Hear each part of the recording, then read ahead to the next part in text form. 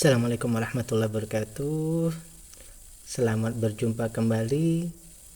Kita akan bersama-sama seperti biasa membuat resume fundamental saham. Hari ini tanggal 3 Juni 2024. Kita akan membahas laporan keuangan triwulan 1 2024. Kita akan membahas dua emiten, TALF dan PNIN. Dan keduanya ini tidak dalam satu sektor yang sama ya. TALF adalah Tunas Alvin Tbk dan PNIN adalah Pan Invest ya. Analisis ini adalah analisa sebagai bahan pemikiran tambahan, bukan perintah untuk melakukan aksi beli atau jual, karena setiap investor itu punya pola pemikiran yang berbeda ya. Dan jadikanlah yang pembahasan kita kali ini adalah sebagai bahan pemikiran tambahan atau juga sebagai edukasi ya. Kemudian pembahasan kita seperti biasa berdasarkan fundamental analysis, khususnya value investing. Baik, kita masuk ke yang pertama ya. Yang pertama ini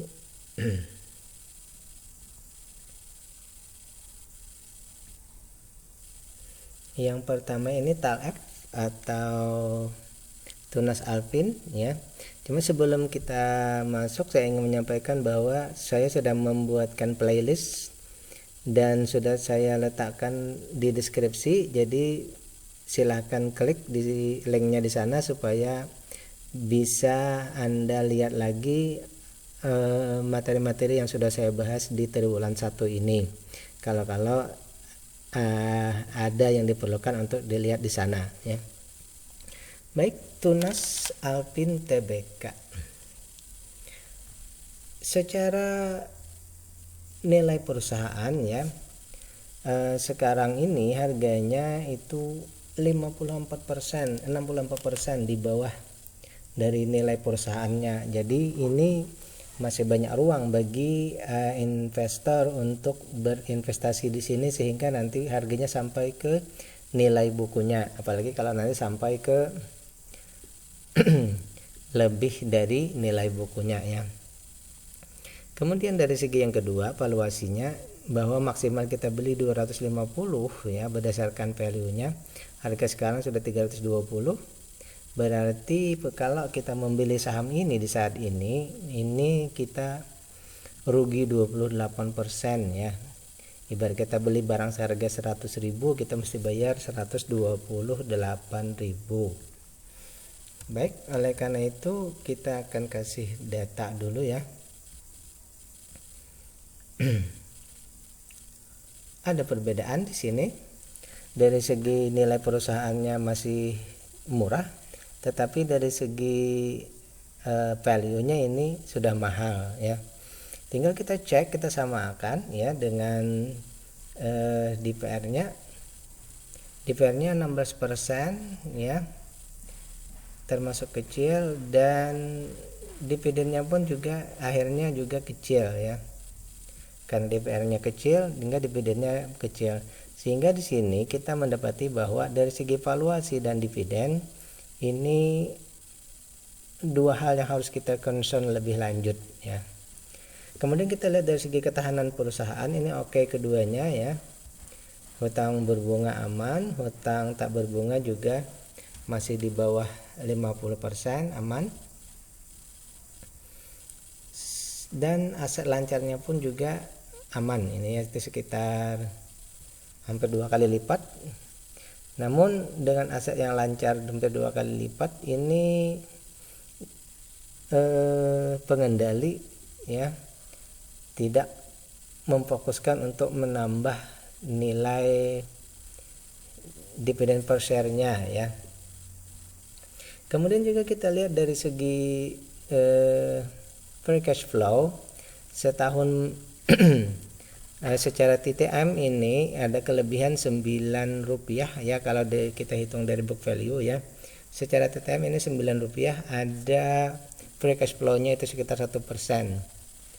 Ini termasuk agak kecil juga ya. Mungkin juga kenapa di sini akhirnya dividennya tidak terlalu besar ya. Ada pengaruhnya juga di sini ya.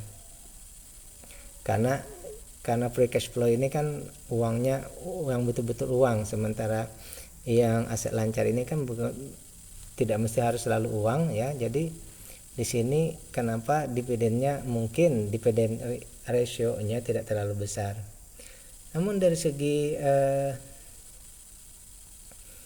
kepemilikan ini sangat kecil ya. Retail yang di bawah 5% sangat kecil. Kita kategorikan aman ya. Karena di atas 7,5%. Namun sahamnya ini semuanya sudah bisa ditradingkan. Sahamnya semuanya berbentuk digital ya. Oleh karena itu berdasarkan data yang kita dapat di sini, saya membuat sebuah hipotesa ya. Saya tidak berani menyatakan sebuah kesimpulan. Saya membuat hipotesa saya bahwa di sini dengan valuasi mahal dan dividen yang kecil ini kita mesti menunggulah ya. Valuasi dan dividennya membaik ya, kita harus menunggu ya, karena pekerjaan investor itu adalah menunggu. 95% itu pekerjaannya hanya menunggu ya, aksinya hanya 5% saja, sisanya tidur. Oke, nah ini yang bisa saya ambilkan sebuah sari dari yang namanya Alvin ya, Tunas Alvin ini. Kalau menurut saya kita mesti menunggu dulu ya, tidak bisa dulu untuk melanjutkan ya, karena kriteria yang kita minta di sini belum memenuhi kriteria kita. Oke, selanjutnya kita akan membahas yang kedua ya. Ini PNIN atau Panin Invest ya, Panin Invest Tbk, Pan Invest Tbk. Baik, sebelum kita lanjut, jika Anda merasa bahwa pembahasan kita ini bermanfaat, jangan lupa untuk subscribe, like, dan share pembahasan kita kali ini. Baik, berikutnya kita akan membahas dalam sektor yang berbeda. Kalau tadi sekarang Panin ya, Panin Insurance atau Panin ini usahanya di bidang asuransi kerugian ya. Panin Insurance ini melakukan aksi korporasi pada tahun 2014, yaitu mengalihkan seluruh portofoli pertanggungan anak perusahaan dan berubah menjadi Pan Invest ya, untuk mengubah kegiatan usaha mereka di bidang pariwisata. Jadi mereka ini tergabung dalam Panin Group. Kelompok usahanya ini di sektor jasa keuangan, yaitu perbankan, asuransi jiwa, asuransi umum, pembiayaan, dan sekuritas. Jadi mungkin di sini bidang pariwisata mereka lepas, sehingga mereka hanya khusus di bidang finansial saja lagi ya. Mungkin ini induk usahanya ya, induk usaha, termasuk di bawahnya itu ada PNBN ya, PNBS, dan lain-lain ya. Baik, kita sudah mendapatkan datanya di sini ya. Ini agak beda dikit karena ini adalah bidang finansial ya. Yang pertama, bahwa dari segi book value dibandingkan harga sekarang ya, nilai bukunya itu 4 ribuan, hampir 5 ribu ya, tetapi harga sekarang baru 800. Ini berarti gapnya sangat besar, 83% ya.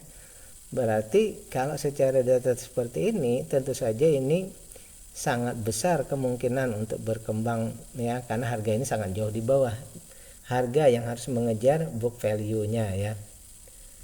Seperti itu, harganya yang harus mengejar book value.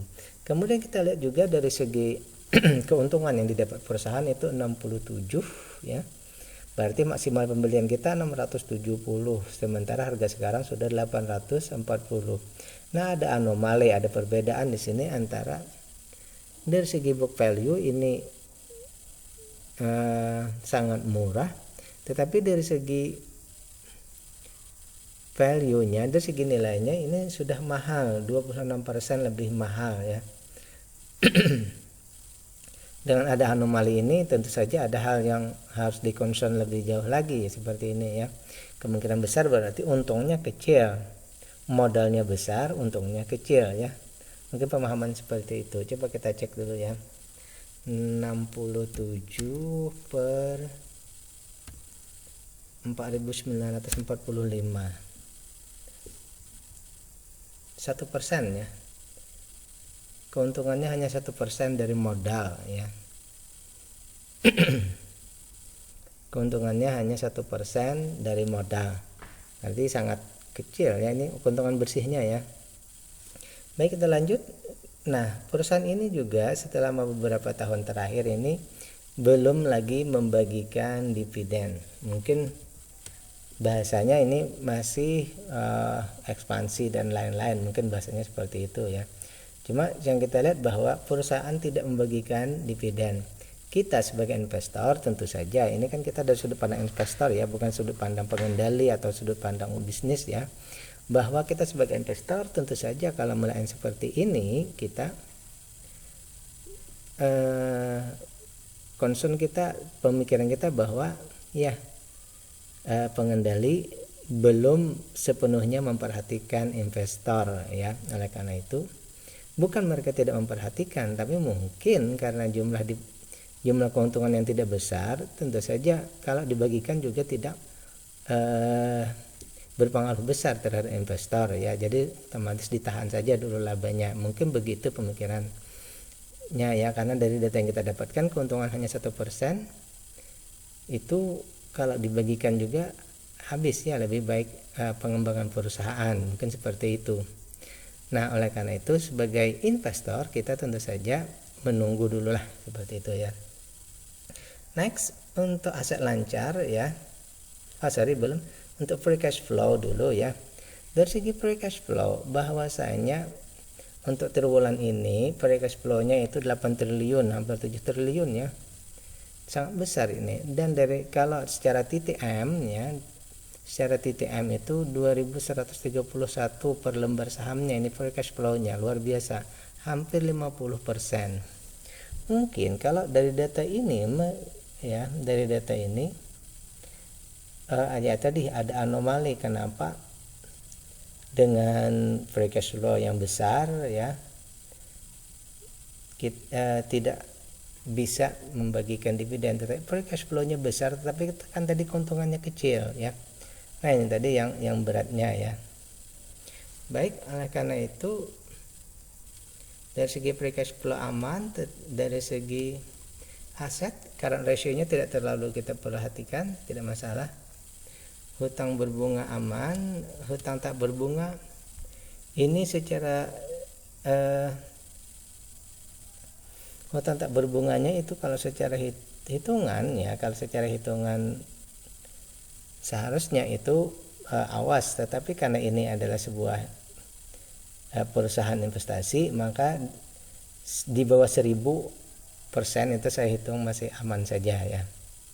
Oleh karena itu terakhir bahwa pengendalinya yang di bawah 5% itu juga kecil, hanya 26%, dan perusahaan juga tidak trading ya, karena ini mungkin konglomerasi besar sehingga mereka tidak memikirkan untuk trading ya, sehingga 60%-nya itu pengendali dan mereka tidak trading ya. Nah, dari data yang kita dapatkan ini tentu saja ya, sebagai investor ya, ini sebagai investor ya, kita akan menunggu ya. Sebagai investor tentu saja kita menunggu ya. Ini polanya mirip ya.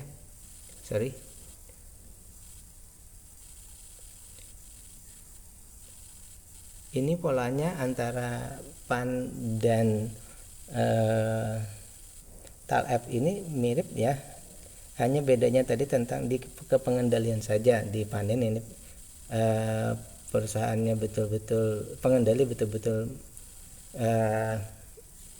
mengendalikan, sementara di TALF ini ya itu pengendalinya bisa trading karena sahamnya sudah semuanya.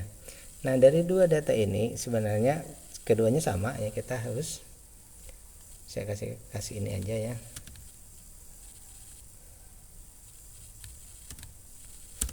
Bahwa keduanya ini sama-sama menunggu valuasi dan dividennya membaik, keduanya sama ya. Kalau masalah pengendali tadi itu tetap kita harus cek setiap triwulannya ya. Oke. Nah, itu saja kesimpulan dari apa yang kita bahas kali ini.